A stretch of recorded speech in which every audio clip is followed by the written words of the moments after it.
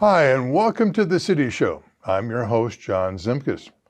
In our first segment, we have Kelly Klein, the assistant to the city manager, to talk about the very popular farmers market in Lebanon. Welcome, Kelly. Thank you.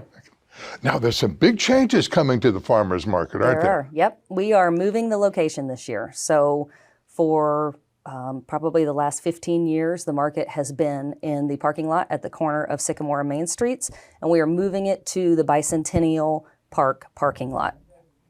Now, there is some confusion as to where Bicentennial Park is. Yeah. What street is it on? Bicentennial Park is right on the corner of Mulberry and Cherry Streets. So there's the park there with the big gazebo, and then there's the paver parking lot right next to that. So we are moving the market vendors to like the back half of that parking lot and then leaving the front half for parking. And it's sort of an extension now of Mulberry Plaza? Yes. Yeah. And that's part of the reason we wanted to move it. I think since COVID, attendance has never really bounced back so much for the farmers market where it was. So we finally, and we've talked about several different ideas for moving it, but we finally decided that the best place for it would be very connected to the Mulberry Plaza and the downtown area.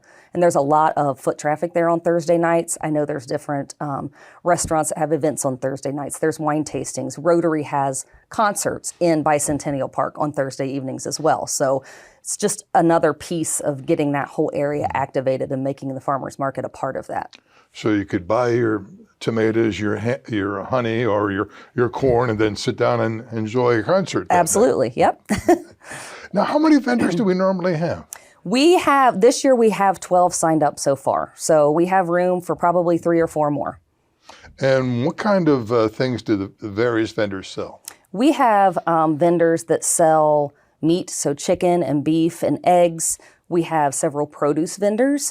This year we have a couple of our vendors that are doing something new. So we're going to see watermelon, grapes, strawberries, which are always very popular. So and lots of different produce. And then we have a fresh cut flower vendor that's coming this year. And we also have Little Miami Farms, and they bring all their hanging baskets, their hanging petunia baskets in the spring, which are very popular. We have candles. And we have, this year, Pekin Apothecary is joining us, and they do all natural handmade soaps, lotions, room sprays. So, and one big addition for us this year is Heather's Gourmet Caramel Apples, which I don't know if you've heard of them, but she has a big following. She actually has a storefront in Springboro, and she comes to the various festivals here in Lebanon, and so she's decided to join our farmers market. So we're excited about that. Well, then you could get a caramel apple and then enjoy the concert. That's right. Yes. Oh, that's great. Now, do they bring their own tables, or do they rent things from the city? They are responsible for bringing tables, tents, anything that they need to sell their items. They are responsible for bringing that themselves. Now, could they be? I'm not familiar with these sort of tents. Could they be hammered into the concrete, or do they have to be freestanding? They have to be freestanding, and we do ask that they bring some sort of anchoring system because it's typically on a paved parking lot. What a lot of them do is take little buckets and put concrete in them and then just tie their tents down to that. Now, are they all local? They are all local. I think all of our vendors this year are in Warren County, many of them right here in Lebanon or the very nearby surrounding areas. Now, if you wanted to be a vendor, how much would it cost? And who do they contact? So this year, because we moved to a new location, and I know that sometimes historically moving a farmer's market, they say can hurt its attendance. So because we're moving it this year, as a courtesy to all of our past vendors who have stuck with us through times when they weren't so great, we've waived all vendor fees. So it costs nothing to be a vendor for the 2023 season. And then if they're interested in becoming a vendor, they can reach out to me. All of my information is on our website. They can call me, send me an email. So. Well, that's fantastic. Although the farmers market for years has been on Main Street, but it is, although a block and a half from downtown Lebanon with the library and Broadway, it did seem a little bit out of the way. It did, and I just don't think that there was a lot of walking traffic in that area, whereas where Mulberry Plaza is, I can tell you on Thursday nights when I would come to tear down the market, the amount of walking traffic in the downtown area was incredible. And I just felt like we really needed to tap into that. So, and the first thing we did was had a meeting with our downtown merchants to see how they felt about it at the end of last year. And they were all very excited to move the market downtown. Well, that's so they don't feel a competition there. No, not at all. They were all very excited and very supportive of it. Feeling probably that it would bring more business to them. Yes, absolutely. And they like to shop the market as well. Like I've seen some of our restaurant owners come down here to the market, so that makes it more convenient for them as well. And what is the farmer market season? It starts May 18th this year and it goes through mid-October. And it's from 3 to 7 every Thursday. Fantastic. Basically rain or shine? Rain or shine. Now, I will tell you that on days that it's really raining and storming, that's up to our vendors of whether or not they're going to stay. So, okay, fantastic. Yep. Is there anything else we should let the viewers know about the farmers market? I think we've just about covered everything. We're really excited for the new location this year. With it being next to Bicentennial Park, we're also looking at trying to incorporate some family activities and different programming in the park area during the market. So there will be a lot of different things for people to enjoy. Well, it's a lot closer to the residential area. It's closer to many of the restaurants and shops on Mulberry. And it's also close to the park. So even if on a day where the Rotary is not having a concert, a family could enjoy the park while a member or so does some shopping. Yes, absolutely. Okay. Well, thank you very much, Thank Kelly. you. We'll be right back with our second guest.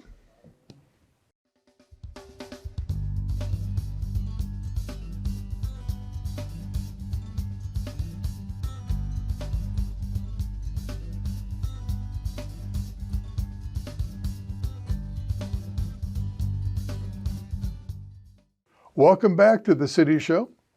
Today we have two guests, Chief Jeff Mitchell of the Lebanon Police Department and Dan Fry, Officer Dan Fry. Now, Chief and Dan, we're going to be talking about the school resource officer. Now, when I was teaching years ago, there was a DARE program. But now this is something totally different, isn't it? It is, yes. The DARE program differs from school resource officer in that the school resource officer is more encompassing, although the SRO does play a role in the alcohol and drug education piece of their job. It also, though, includes much more. It's about being a presence in the schools. It's interacting with our young people in the schools, having conversations with them outside of the classroom, and also plays an integral part in the overall school safety philosophy and operations. And the SRO program has expanded here in Lebanon. It has, yes. And how has it expanded and why has it expanded?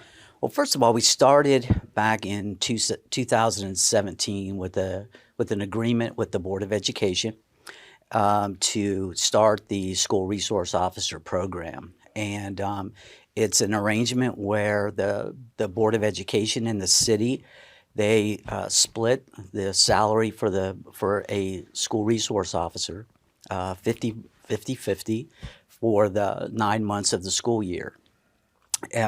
So in the school year that started in January of 2018, we had our first school resource officer, and he was based at the high school, but was responsible for all the campuses, the 5 locations of Lebanon City Schools. And then this year, in January of 2023, we added an additional school resource officer who is based at Bowman, but is primarily for Bowman and Berry and schools. Yeah. Now, Dan, you've been doing this for a while, haven't you? Yes, this is my 3rd school year. I started being responsible for all 5, and since January of 23, I now handle the junior high and the high school only. Now, what's a typical day for you as a resource officer? It's just like working the road. Every day is a different day. I usually get there in the morning. I'll check in and greet the students as they come into one of the buildings, and then check with the administration, see if there's any carry over from the night before or previous school day into today. And then basically the rest of the day, I go around building to building, show a presence for the security, but also interact with the kids in various different ways. I've been lucky enough to be welcomed and accepted. I'll go into gym class and teach boxing one day, or help do weightlifting another day, or whatever it is that they want. Talk to government classes about search and seizure. Just each day is a different day. Now, now that there's a second officer, and who is the second officer, by the way? Officer Tim Cooper. Tim Cooper. Yeah.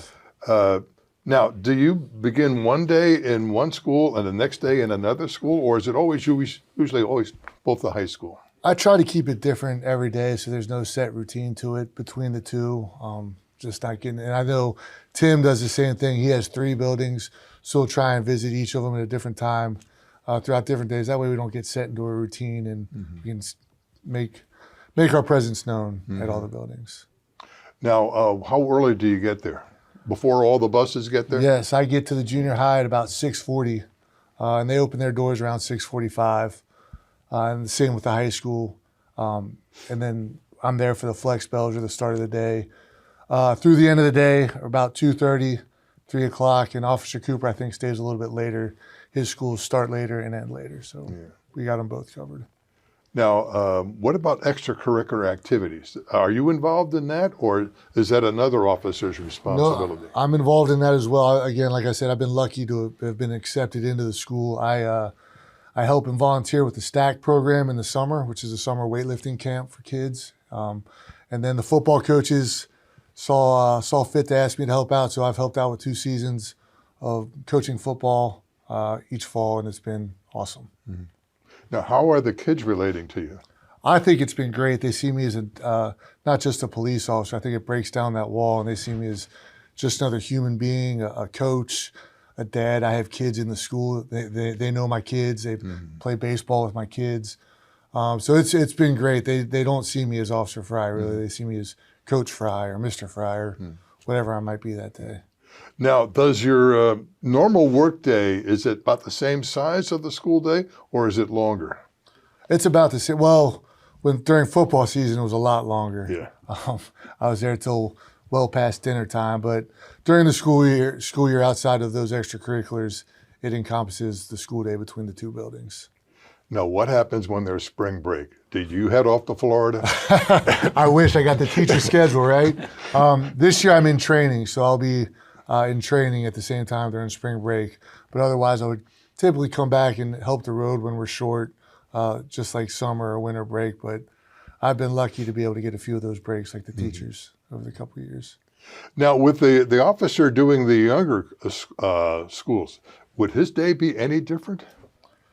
I think his piece is much more just the interaction and building relationships, and maybe kids that only see police officers in a negative light when they come to the house for reasons that might not be so good. They don't understand why we're there. So I think Officer Cooper is getting to them at a younger age and really has an opportunity to build and show what we can do outside of the security piece and more of a community relations piece. Well, you're right about community relations, because either somebody in the family is in trouble or something bad has happened, then a policeman is there. Right. But policemen are there all the time. We just don't have an opportunity to greet them, to meet them, to see them as fellow human beings, as part of our community. So that's a good idea. Is there any aspect of it you really enjoy? I enjoy I always tell them when I come to talk with the search and seizure classes that this is the best job I've ever had. And, I've been on the SWAT team, I've worked road patrol, and this is it. Like, you get a chance to affect kids at a young age in a positive light, and you can really make a change. And I didn't expect that coming in. I honestly expected a nightmare of the juvenile justice system, and it hasn't been that at all. It's been, like I said, the best job I've ever had. Now, do you think you've inspired anybody to go into law enforcement? Have you ever heard anything like that? I think so. I think a lot of kids ask me a lot of time about criminal justice, or if they can go to the academy right away, and they're kind of disappointed to hear they got to wait a few years. So they ask for tips on what they should be doing in the meantime, and how to go about preparing to go to the police academy further down the road. So I think it has opened some doors for some kids that might not normally have considered that job. Now, Chief, as far as the academy goes, so I think you had military service. Is that correct? Correct. Yes. Now, are most officers either have military service or some college education before they go into the academy? They do. We really have kind of a cross section of that in our agency, but I think that the military gives people the characteristics and traits that transition well into law enforcement work. So yes, that is an environment that we recruit from. Yeah. Where is the academy? Is it a local area academy, or is it something just in Lebanon? Well, the police academies are, the main police academy is in London, Ohio, but in our area, you have police academies at Sinclair, at Butler Tech, at Greene County Career Center. So there's various locations in our area to attend a police academy. Absolutely. Now, when the school year is over, Dan, what you go back to a regular routine? Yeah, I think it changes each year depending on manpower and staffing and departmental needs. Last year, I was fortunate enough to spend a lot of my time working the YMCA Junior Police Academy, along with the STAC program and other camps that involved students. I really got the opportunity again to be in the community and work with them, and then fill in as needed when road coverage needed me. So. Now, did you say STAC or STAG? STAC. What does that mean? It's called Warrior STAC. During the school year, they have Warrior Built, which is a program during the school year that's run through the school, and the summer athletic activities continues in the STAC program. It's just the name that they build from it, and it's kids, I believe, from fifth and sixth grade all the way up to freshman year of high school, coming in and learning that might not get that kind of activity to do various athletic activities through the school. Now, as an officer in the school, have you had that experience, common situation outside of the school at all? That somebody you knew at school, you meet outside of the school, and because of that relationship, things got a little calmer, or a better relationship developed at that event? Yeah, I think absolutely. We see these kids, I see them every day. So when you do go out in the summer and maybe they're just kids being kids and they get riled up, you can kind of come talk to them. It's happened numerous times. I know Sergeant Krilko, when he was the SRO, had this. I rode along with him when I was getting ready to go into school, and we had the same interactions. We'd see kids that he knew, and he could call them over and kind of get situations diffused or figured out a lot more quickly.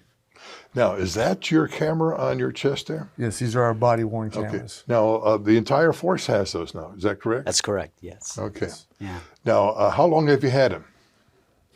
Since July. Yep. Okay. Yeah.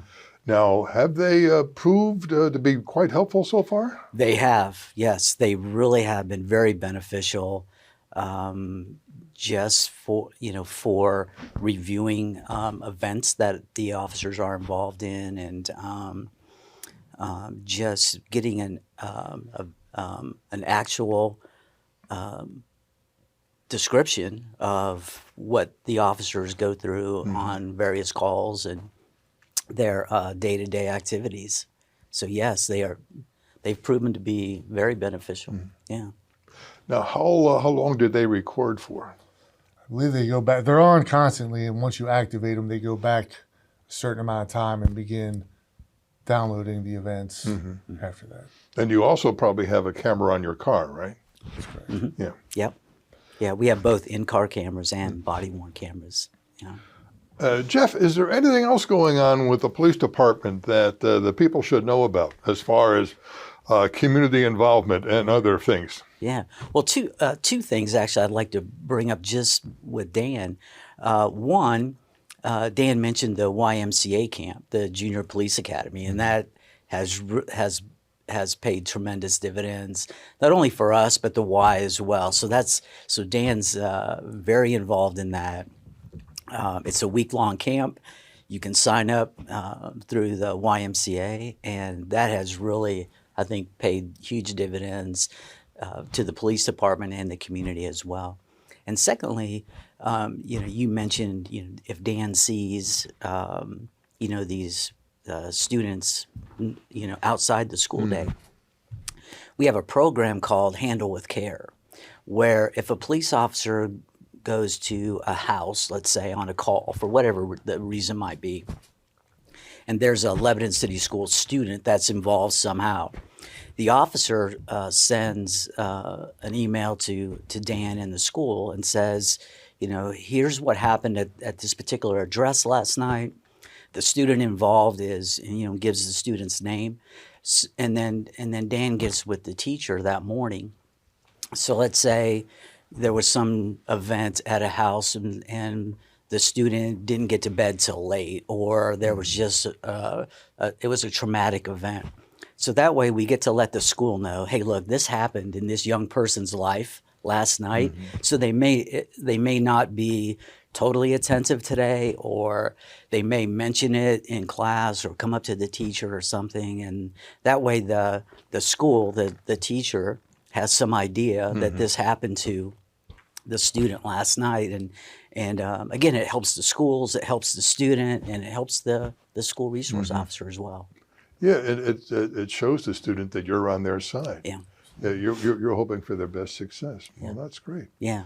Now, Chief, I mentioned this to the city manager right off the top of my head. The fire department's got a brand new building. Yeah. I know from my historic background that building, as a police department, is 60 plus years old. Yeah.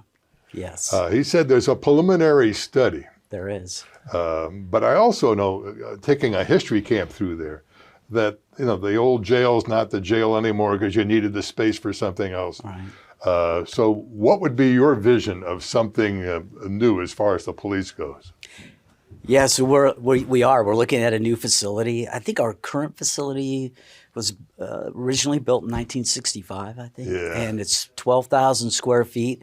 Well, this study showed that we need at least double that.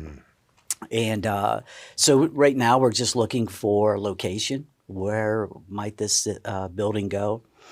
Looking at different concepts, maybe combining with our courts, probation office. So yeah, it's actually kind of exciting. We definitely have outgrown our current facility, yes.